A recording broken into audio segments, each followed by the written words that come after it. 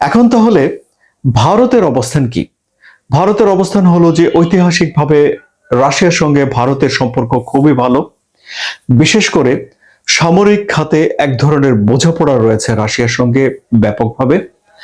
এখন আবার এই যে কিছু সামরিক যন্ত্রাংশ যা দিয়ে আকাশ প্রতিরক্ষা ব্যবস্থা তৈরি করা হয়, সেগুলো যৌথ ব্যবস্থাপনায় মানে রাশিয়া ভারত যৌথভাবে ভারতে স্থাপিত কারখানাতে উৎপাদন করবে বলে কথাবার্তা চলছে, এমনটি জানা যাচ্ছে।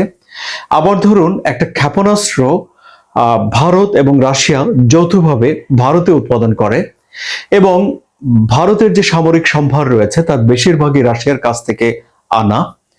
এবং এই যে ভারত তার নিজেদের দেশকে রক্ষা করার জন্য যে আকাশ প্রতিরক্ষা ব্যবস্থা ব্যবহার করে SU-400, এর 5টি রাশিয়ার কাছ থেকে আনার কথা, 3টি এরই মধ্যে পেয়েছে, আরো 2টি পাওয়ার জন্য ভারতের চেষ্টা রয়েছে, কিন্তু রাশিয়া ইউক্রেন যুদ্ধের কারণে রাশিয়া সেই 2টির ডেলিভারি দিতে পারছে না বলে জানা যাচ্ছে।